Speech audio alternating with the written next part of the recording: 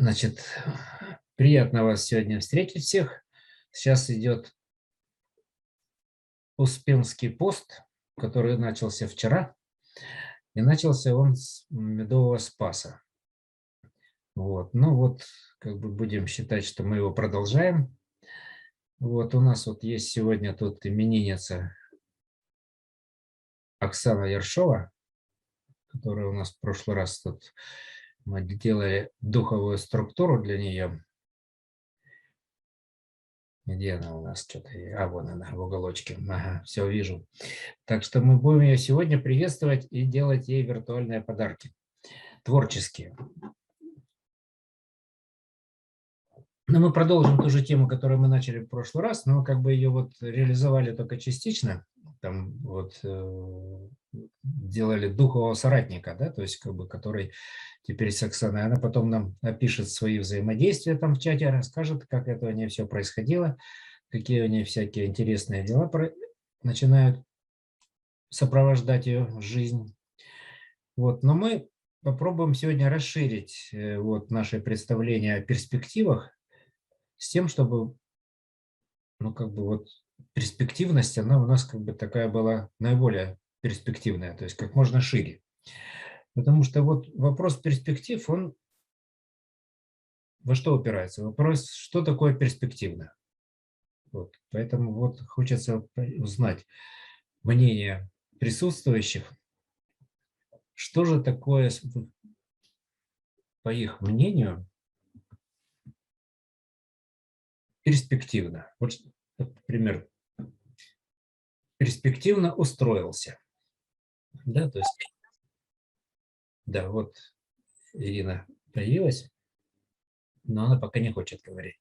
Значит, за вопрос такой, да, то есть давайте обсудим вот простой, как бы, потому что карточка у нас есть перспектива, да, то есть, а что же она нам может предложить с точки зрения нашего мнения? Что такое перспективно, что такое неперспективно, да, то есть, что это за понятие такое?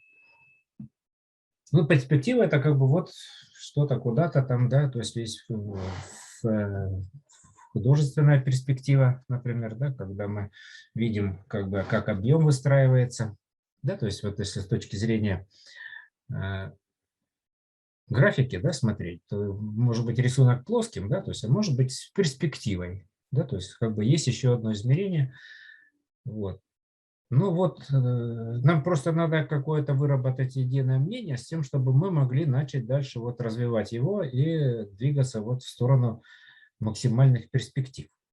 Поэтому давайте все-таки выскажемся на этот счет. Можно написать свое мнение, можно на эту тему что-нибудь сказать. Ну, с вашей точки зрения, да, то есть что вы считаете перспективным? Что такое перспектива? Как бы, над чем бы нам поработать? Ну вот, например, у нас есть именинница Оксана Ершова, да, то есть и мы желаем каких-нибудь перспектив. Вот каких перспектив мы можем пожелать? Ну, то есть надо ей пожелать то, чего бы вы себе хотели бы пожелать, чтобы у нее это все исполнилось.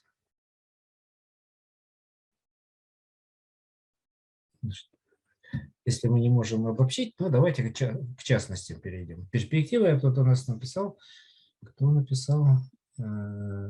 Ольга, есть куда двигаться. Но двигаться-то можно и не только, можно не только вперед, можно же и назад двигаться, и поперек, влево, вправо, потому что можно двигаться по-разному.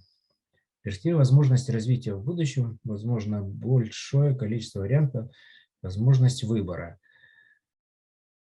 Ну, на самом деле, да, выбор, это было как бы меньше выбора, стало больше выбора. Это хорошо. Так, значит, выборов стало больше.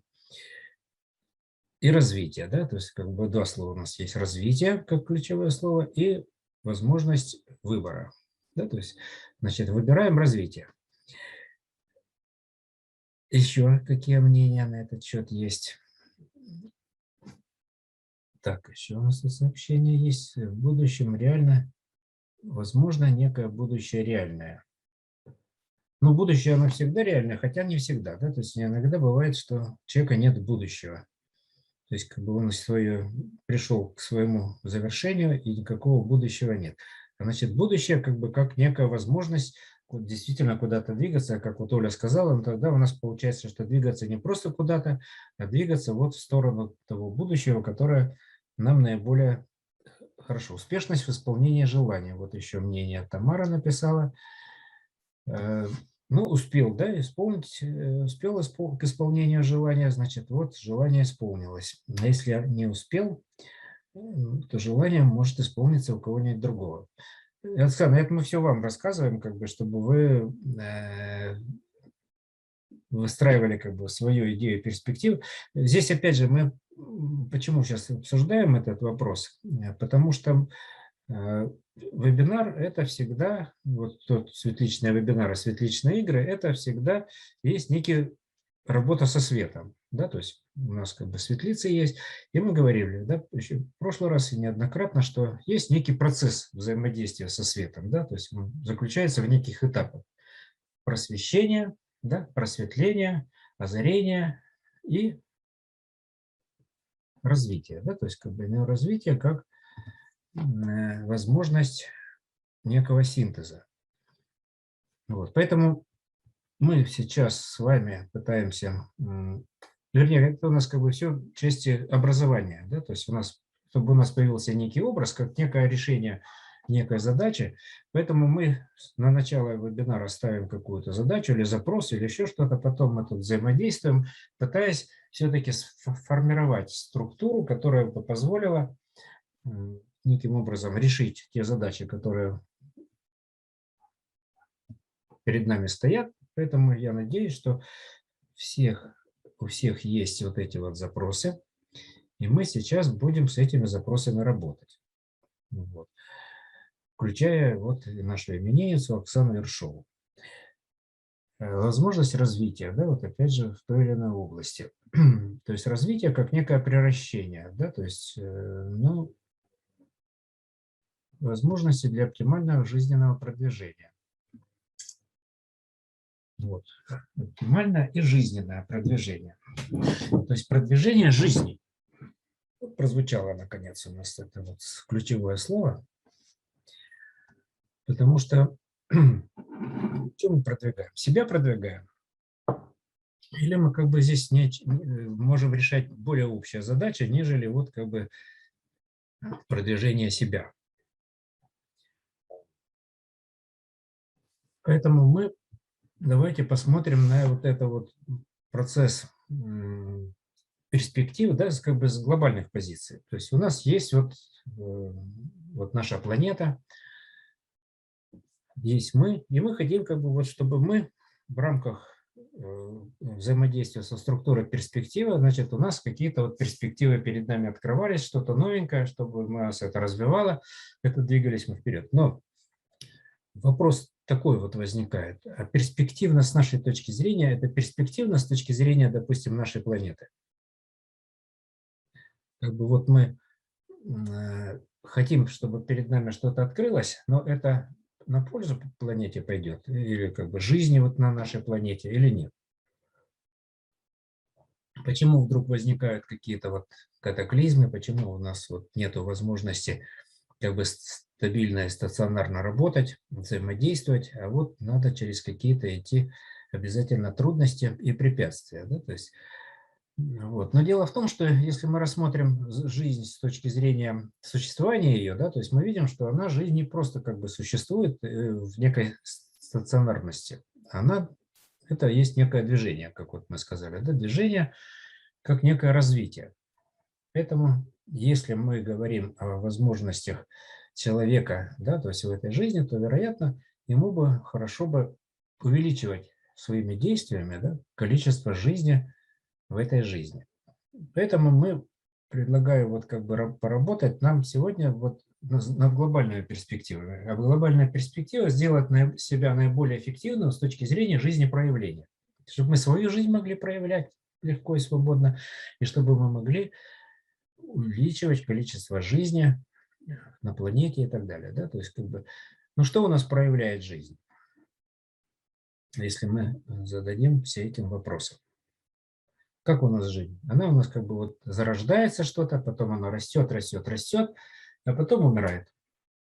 Опять что-то зародилось от этого, там, пока оно жило, что-то там, какие-то семена возникли там, или, может быть, яйцеклетки со сперматозоидами, тем не менее, произошло зарождение новой жизни, как бы идет новая жизнь и так далее, и так далее. То есть как бы некие циклы повторяются, повторяются, повторяются, но повторяются они как бы как одно и то же, или все-таки есть некое движение вперед.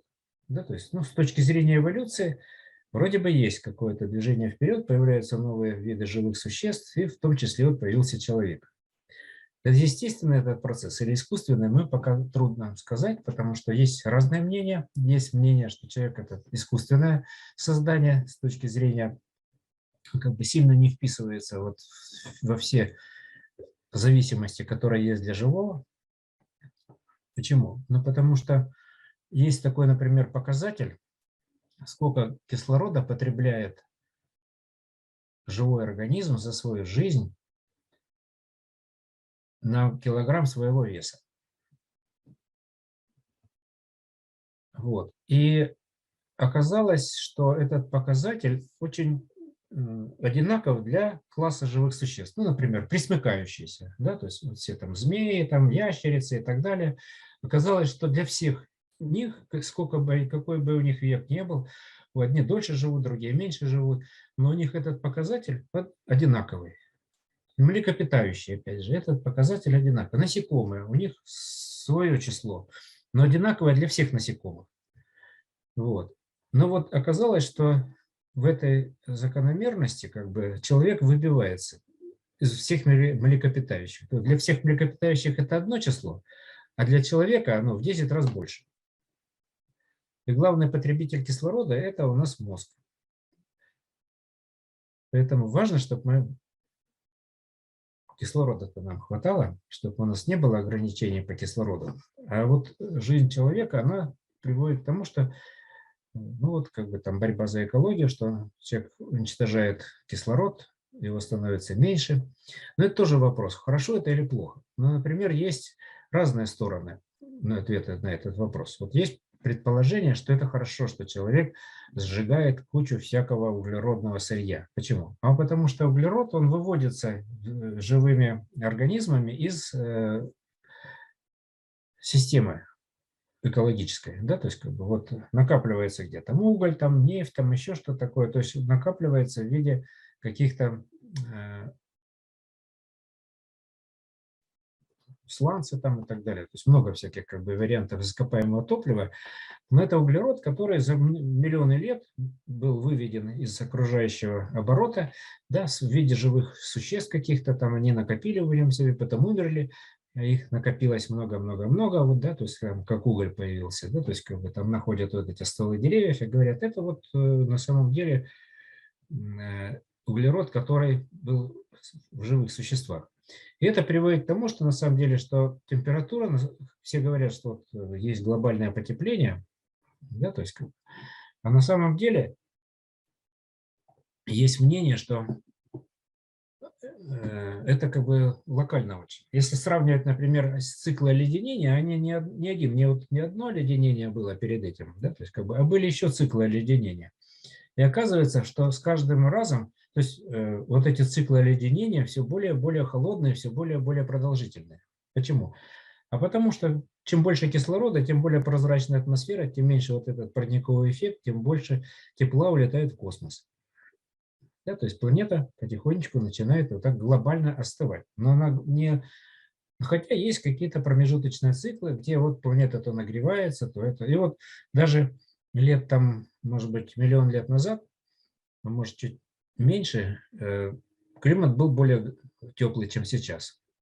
Поэтому как бы сильно бояться, что он перегреется, тут, в общем-то говоря, может быть и не стоит. Поэтому вопрос в другом. На самом деле самое главное, что человек допускает, это уничтожение биоразнообразия. То есть сейчас вот в связи с деятельностью человека наблюдается уничтожение многих живых существ. Они вымирают. И вымирают они с такой скоростью, как это было когда-то вот во времена глобального вымирания, когда много-много живых существ умирало. Вот. Поэтому вот вопросы экологии с точки зрения потепления, похолодания – это не столь важный вопрос. То есть сжигаем мы это топливо или не сжигаем мы его, будет экологические там системы, там будем возобновляемые источники использовать там, и так далее. Но возобновляемые источники, у них есть один большой недостаток, то, что они имеют очень маленькую плотность энергии на затрачиваемый ресурс. И для того, чтобы те же солнечные батареи сделать, надо много всякого нагадить на нашей Земле с тем, чтобы эти солнечные батареи были изготовлены. И еще неизвестно, есть тут плюс от использования солнечных батарей с точки зрения экологии или нет. Потому что пока их сделают, потом пока утилизируют, то все это как бы баланс пока практически одинаковый. И с этой точки зрения самый перспективный, конечно, пока на самом деле атомная энергия, она более перспективная, потому что плотность во много раз на порядке выше там энергии выделяемые. Вот. А так как вот появились уже новые технологии, то, например, атомная электростанция сейчас, которую строят, так она вообще будет безотходная. Там не будет этих радиоактивных отходов. То есть они будут тут же перерабатываться на этой же станции и идти в дело, и никаких отходов вообще не будет производиться. То, что раньше говорили, что это ужас какой-то, ядерной электростанции нам планету загаживают излучениями. Вот. Но вот деятельность человека в целом, она пока, мы видим, приводит к тому, что то разнообразие живых существ, которое было, их становится все меньше и меньше. Да? То есть посмотрим, выйдем в поле, благодать, далеко тебе видать. Почему? Потому что одна культура до горизонта. Да? То есть, а раньше тут жило очень много-много-много разных всяких растений, животных и так далее. А теперь их нету. Они не могут существовать в таких условиях. Поэтому человек, он уменьшает как бы биологическое разнообразие. Ну, казалось бы, ну и что, ну будем жить вот с тем количеством полезных, как с точки зрения человека, растений, там, животных, которые нас обеспечивают пропитанием, а остальные, ну, вот не выжили, значит не выжили. Но дело в том, что вот есть такая известная для многих биологов вещь, что чем разнообразнее экосистема, чем больше живых существ в ней находится, тем более экосистема устойчива к различным факторам внешней среды. А учитывая то, что сама экосистема влияет на окружающий мир, на окружающее, она может устойчивость это создавать дополнительно. То есть факторы могли сильно болтаться, например, да, туда-сюда, а экосистема держит эту среду в более узком диапазоне, так как есть возможность живых существ уменьшать энтропию. И вот уменьшение энтропии приводит к тому, что мера хаоса становится меньше, разнообразие живых существ становится больше, и вот тем самым мы решаем вопросы устойчивости. Вот Солнце, например, да, то есть мы же от него полностью зависим. Если Солнце почему-то вдруг захочет в нас плюнуть протуберанцем, то от нашей цивилизации ничего не останется в один момент. Потому что все тогда системы электронные просто перегорят, все системы управления и так далее, то есть накроется вся цивилизация, потому что ничего работать не будет. И в этом плане наша жизнь влияет, оказывает влияние на Солнце или нет? Мы как бы вот существуя на планете Земля, мы стабилизируем своим существованием солнечную активность или нет? Вот есть как бы предположение, что жизнь, которая есть на Земле, она не только как бы Землю стабилизирует, но она стабилизирует еще и вообще всю Солнечную систему, и Солнце в том числе. И тогда меньше вероятность, что вот какие-то будут выбросы, которые нам на нашу планету повлияют, уничтожат нашу эту жизнь и так далее. И чем дальше, тем разнообразнее вот этих живых существ становится все больше и больше. И поэтому те вот вымирания, их там, по-моему, 5 или 6 вымираний различных было, да, то есть на нашей планете за эти миллиарды лет, которые она существует, и оказалось, что неизвестно, по какой причине вымирали живые существа. что случилось, да, то есть что-то вот все-таки в системе произошло, что-то не так, и раз, большая часть. Но оказалось, что вот после одного из первых вымираний резко вдруг увеличилось, после Кембрийского, по-моему, резко вдруг увеличилось разнообразие живых существ. То их было, ну, сколько-то видов там находили, а потом вдруг резко в десятки, сотни раз вот количество живых существ вдруг стало больше. Ну, в смысле видов живых существ, не их, не сами. То есть есть предположение, что количество биомассы на планете, оно постоянно. Поэтому если людей становится больше, то, естественно, это сказывается на биомассе кого-то другого. Так вот, если мы будем считать, что мы хотим чего-то перспективного для нас, то, наверное, нам надо эти перспективы намечать глобальные. Ну, потому что если накрывается как бы вся планета, то, вероятно, нам ну, как-то каких-то перспективы у нас тоже накрываются. Да? То есть поэтому мы будем считать, что то, что перспективно для жизни в целом, то тогда, может быть, это перспективно для нас. Или если для нас это перспективно, а для жизни в целом не перспективно, то лучше такую перспективу нам не пытаться для себя открывать. Вот. Поэтому мы на этом вебинаре попробуем вот как бы с этой точки зрения глобально подойти. Но для каждого на самом деле, да, то есть мы будем пытаться решать эти задачи локальные. Но просто их надо вписать, да, то есть как бы вписать локальные свои задачи, глобальные, так, чтобы они были согласованы и не противоречили вот этим жизнеутверждающим ценностям, которые есть на нашей Земле, на нашей планете. Вот, то есть как бы такая задача, да, то есть как увеличить количество жизни на Земле. Жизнепроявленность. Ну и на самом деле это для каждого важно, да, то есть как бы говорят, вот живет человек, он говорят, да какой-то он не живой, то есть он как-то живет так, что не интересен не только другим, но и самому себе даже, да, вот. Или вот говорят, о, какой живой человек, да, то есть у него там как бы всю жизнь бурлит, кипит, там как бы все время как бы что-то меняется, все время какие-то изменения. Это о чем говорит? Что время жизни его, да, то есть интересное, то есть поэтому мы будем говорить о времени жизни, да, то есть о жизни времени, времени жизни. То есть у нас тема раскрытия перспективных задач, да, то есть, ну вот,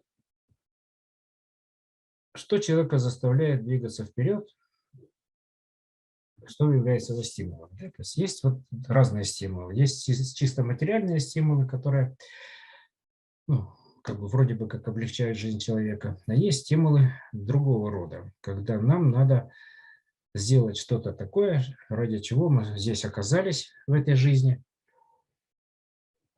с тем, чтобы ну, чего-то добавить в эту жизнь. То есть, вот, когда мы просто говорим, есть родовые задачи, вот у нас по роду надо что-то из прошлого передать в будущее, там, ну, то есть, значит, сделать какого-то ребенка, который там вырастет и будет продолжать наш род, то надо что-то еще сделать для души, потому что линия души – это немножко другая линия.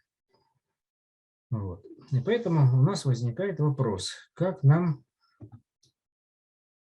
вот этот стимул жизни состыковать как бы с общим, да, где его увидеть, этот стимул жизни. И можем ли мы увидеть этот стимул жизни в том, в чем мы делаем. Ну вот я тут когда-то делал такое исследование, да, то есть с точки зрения развития науки. Да, то есть вот я уже упоминал такого выдающегося философа и писателя Станислава Лема, польского, который, рассматривая пути развития науки, пришел к выводу, что наука, если она будет развиваться так же, как она развивается, то она неизбежно угробит все человечество. Ну, по тем или иным причинам, как бы у него есть там обоснования, книжка толстая, много всяких обоснований он приводит, и говорит, искусственный интеллект нас не спасет, а только усугубит эту задачу, потому что ну, надо как-то иначе.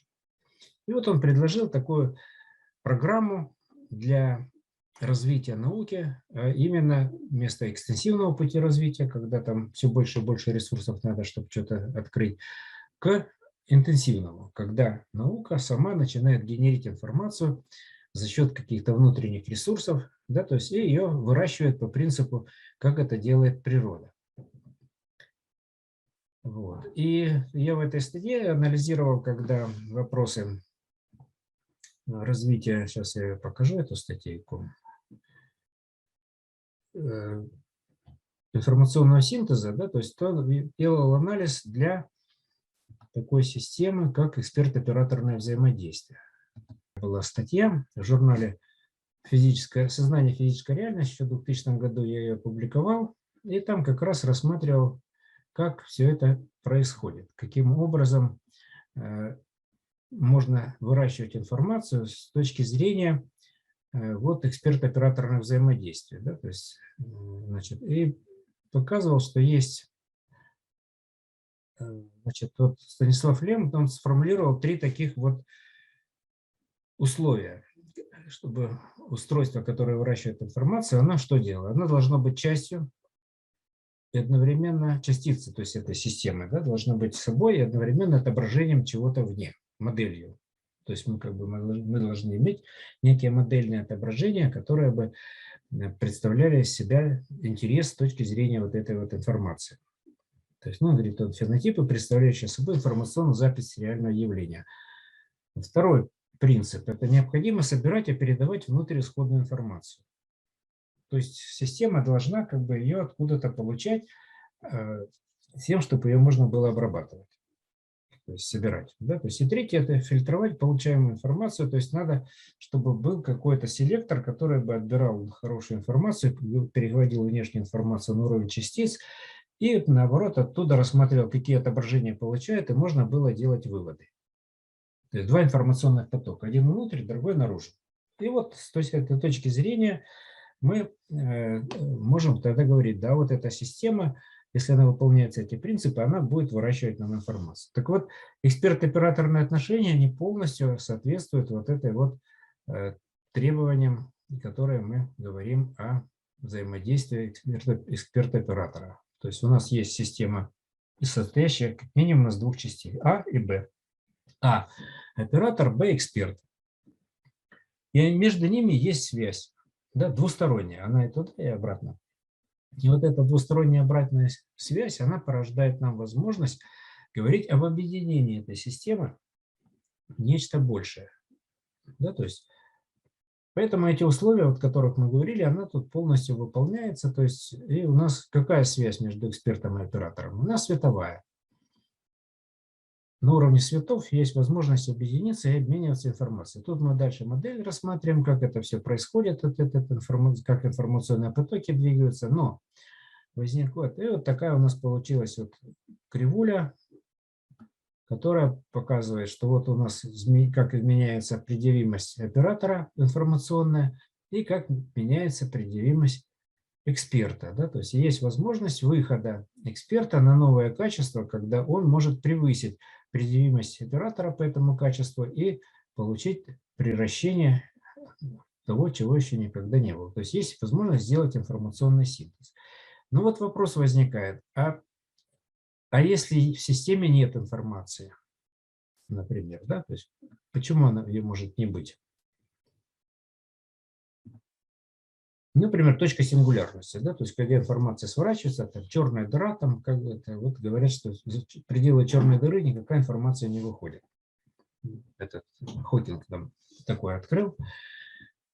Вот. Или другой аспект, как бы, когда мы рассматриваем вот, взаимодействие тех или иных структур с теми или иными функциями, да, то есть как бы каждой структуре соответствует какая-то функция. Но структура – это какой-то порядок. Поэтому порядок нам может обеспечивать разными путями.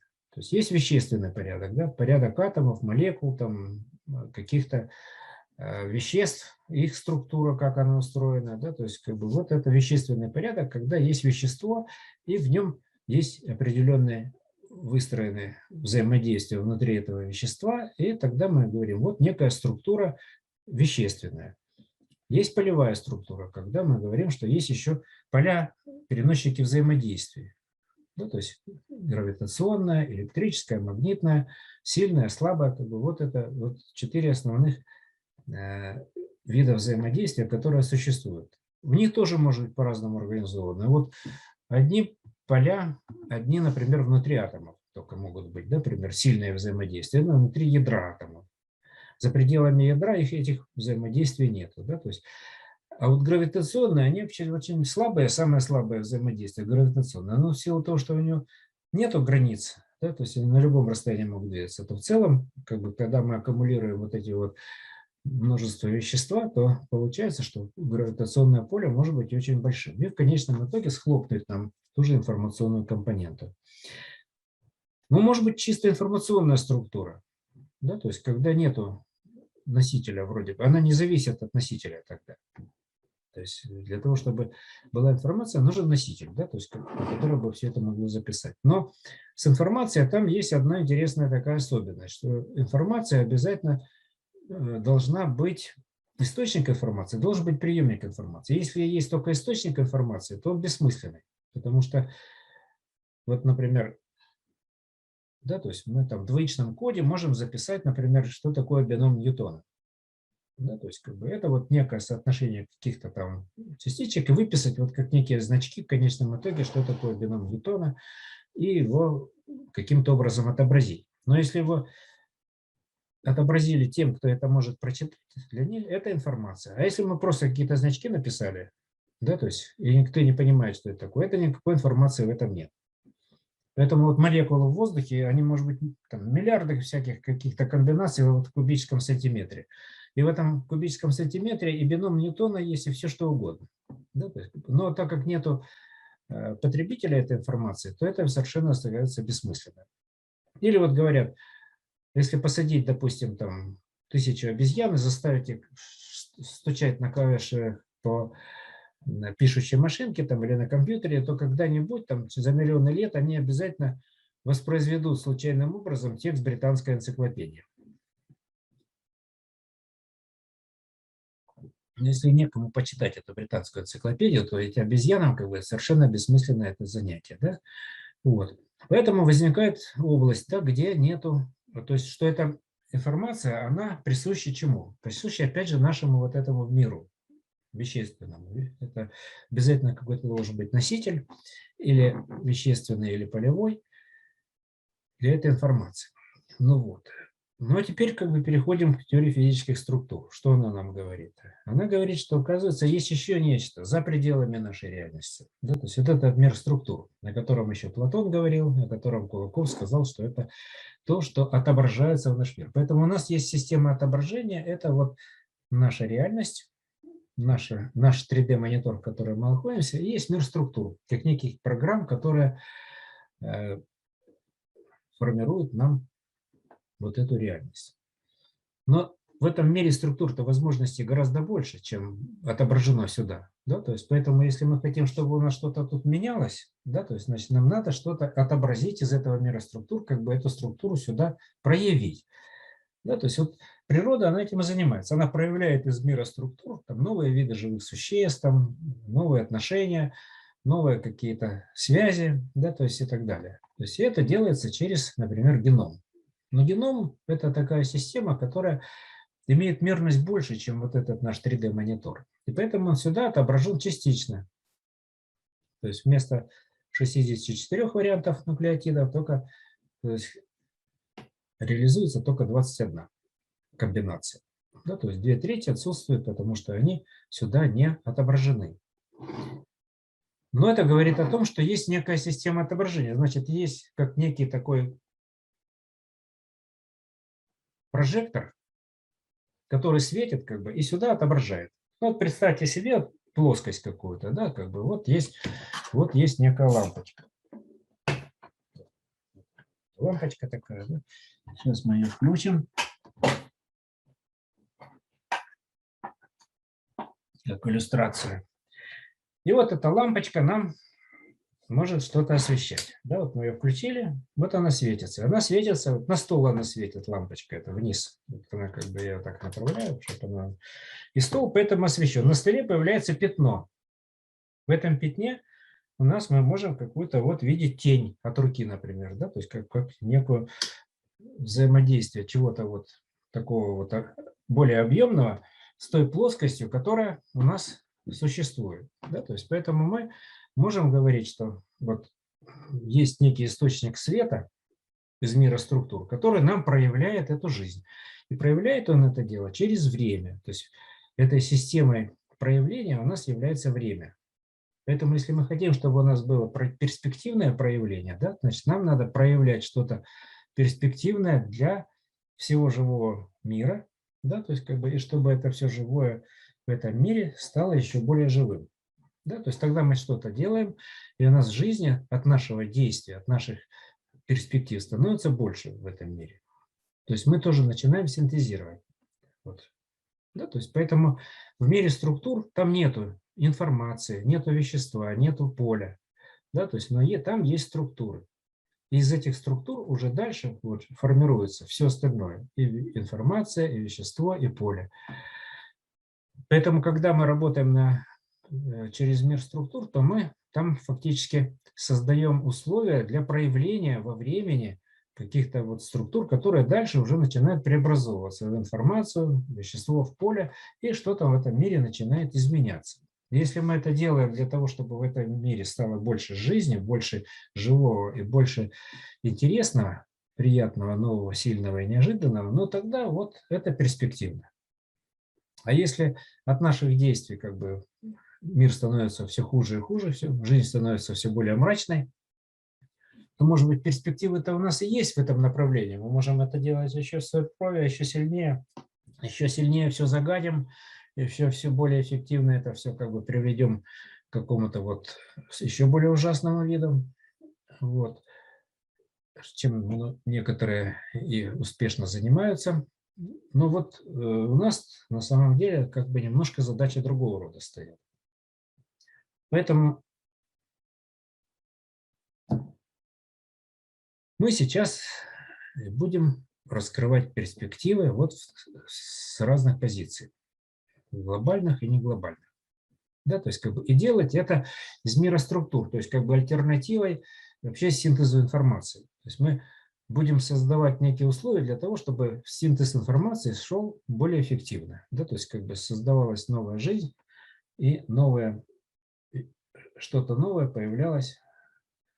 Это новые технологии, это новые отношения, это новые люди, ну как бы все новое. Да, то есть проявляться будет уже вот по-другому. Поэтому что нам дает карточка перспективы?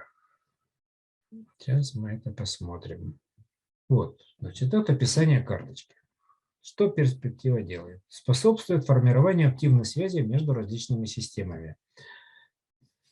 Значит, мы все время как бы взаимодействуем в рамках каких-то определенных систем. Мы не можем взаимодействовать изолированно внутри самих себя. Да? То есть мы взаимодействуем то с одной системой, то с другой, то с третьей и так далее. Да? То есть, как бы... И вот связи могут быть пассивные, могут быть активные. То есть активные связи подразумевают, что есть некое изменение, которое происходит в результате того, что мы начинаем через эти связи взаимодействовать. Да? То есть и через эти связи мы можем создавать новое что-то, да? То есть соединять, может быть, иногда разъединять. То есть все зависит от того, какие у нас задачи. Почему? Ну, потому что иногда бывает, сначала надо с чем-то разъединиться, с тем, чтобы потом объединиться на каком-то другом уровне.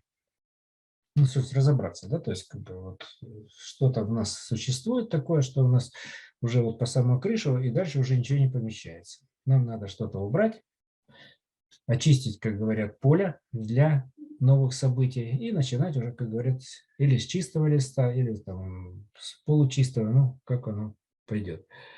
Значит, по лучшему пониманию правильности действия, да, то есть если мы, что значит правильность действия? У нас же все время как бы мы существуем в условиях чего-то непонимания. У нас нет данных абсолютных для того, чтобы говорить, что мы все абсолютно делаем правильно. Да, то есть, но тем не менее мы делаем, мы добиваемся определенного успеха. Нельзя сказать, что мы делаем и ничего у нас не получается. Получается. А раз получается, значит мы все-таки верной дорогой идем. Но хотелось бы быть уверенным. Да? То есть вот есть выбор. Налево пойдешь, направо пойдешь, коня потеряешь или там еще чего-нибудь у себя потеряешь. Что надо делать? Да? То есть, значит, нам надо уверенность. Уверенность в своих силах, в своих действиях. Да? То есть откуда эта уверенность возьмется? А вот если есть некая поддержка, да, говорю, как вот некий такой прожектор, который на нас светит, и мы в этом свете идем, и нас этот свет направляет, да, то есть тогда мы расслабились, как бы и чувствуем вот этот поток, он нас движет, и мы как бы понимаем, что да, мы делаем все верно. И у нас появляется знание, то есть к нам приходят знания о том, что как мы можем это делать. Откуда? Ну вот из этого мира структуры, с биоинтернета они к нам приходят, и мы действуем, и у нас все тогда, как говорят, жизнь налаживается. Поэтому мы действуем эффективно, да, это развитие в наиболее эффективное направление, мы, получается, что мы не тратим свой ресурс на куда-то зря, а мы его прокладываем туда, куда нам надо. Соответственно, развиваем себя, личный потенциал, выходим за пределы тех ролей, которые мы играли, потому что это, те роли мы уже отыграли, да, то есть нам надо уже какие-то новые роли играть. В этих ролях мы должны играть не просто как бы новую роль, а мы ее и играть должны по-новому. Отсюда развивается творческое начало, да, то есть мы начинаем что-то творить, то, что еще не существовало, и становимся творцами. От этого уровень счастья у нас растет, и это вот как бы все то, что мы говорим про карточку перспективы. Ну, там есть описание, каждый еще может почитать. Как бы хочу напомнить, что у нас продолжается акция и на карточку перспективы, на карточку EBI Янтра, благо, золотую рыбку. Вот. И можно вместо одной карточки получить две за ту же самую цену. Так вот, я хотел как бы добавить, что вот операторное взаимодействие, они работают как раз на уровне структурных связей, на структурных взаимодействий, да, потому что мы можем, имеем, у каждого человек, он связан с этим миром структур, причем двусторонняя связь, и когда мы ее моделируем на уровне оператор как мир, система, проявляющая мир структуры, эксперт как система, отображающая этот мир структур, наша реальность, тогда на этом взаимодействии мы всегда можем увидеть, как развиваются события и проявить уже эту структуру, которая нам нужна. Будем проявлять? Будем проявлять, да? Хорошо.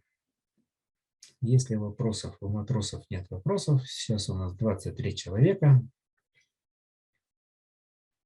Параграф жизни мы начинаем приближать, да, от параграфа смерти уходим, к параграфу жизни начинаем двигаться. То есть начнем проявлять жизнь. Что значит нам проявлять жизнь? Ну, мы начнем, опять же, с чего? С биоянтры. Потому что у нас на нее тоже у нас акция. Вот. Но она нам нужна для того, чтобы мы могли убрать вот это то, что нам ненужное, да, то есть какие-то вот энергетические связи, которые, ну, зацепились, за нас действуют, как бы тратят наш ресурс определенный, но нам на данный момент они, может быть, не нужны. И мы сейчас будем создавать, ну, как бы вот структуру, которая бы проявлялась потом в общественном мнении, да, то есть чтобы могла менять она общественное мнение с точки зрения того, чтобы она влияла, опять же, на перспективы развития нашего общества в целом, а не только как бы на нас самих. Если мы проявим эту структуру, то в рамках нее нам, конечно, легче будет существовать и что-то делать. Как бы у нас запредельные как бы круги, то есть мы как бы за пределы этой реальности будем пытаться выходить и перспективы, в принципе, открывать оттуда. Да, то есть, как бы, чтобы вот этот прожектор, который нас светит, как бы он, с ним связь была хорошая, и мы как бы в этом луче света все могли существовать. Прожектор времени. Вот мы сейчас его и будем моделировать, этот прожектор времени. Сейчас мы Евгению запустим.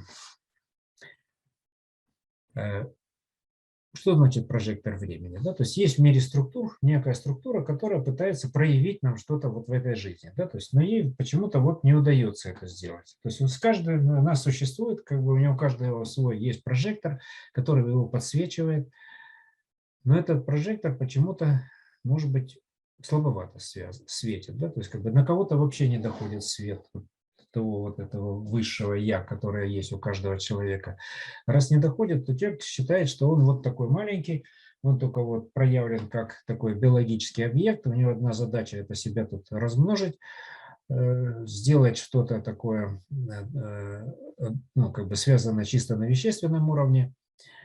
А в том, что мы можем на каждом шаге как бы это вещественное взаимодействие, одновременно еще взаимодействие с миром структур, об этом как бы и речи не идет, потому что она, для нас эта задача для кого-то оказывается скрытой.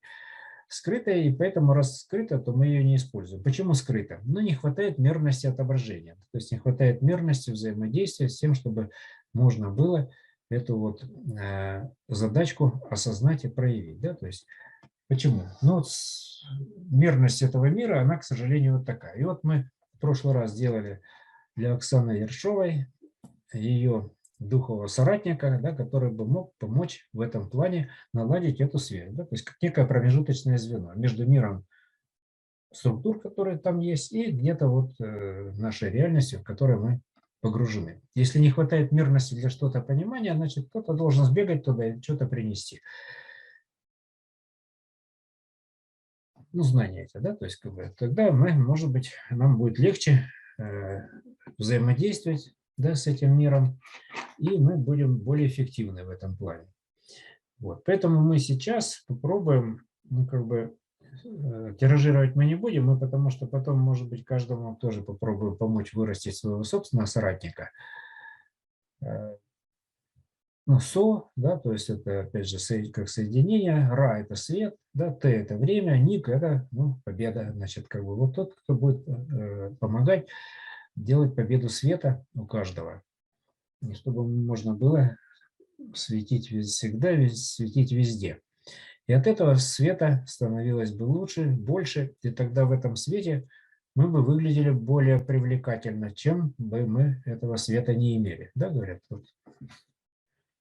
И были светскими людьми.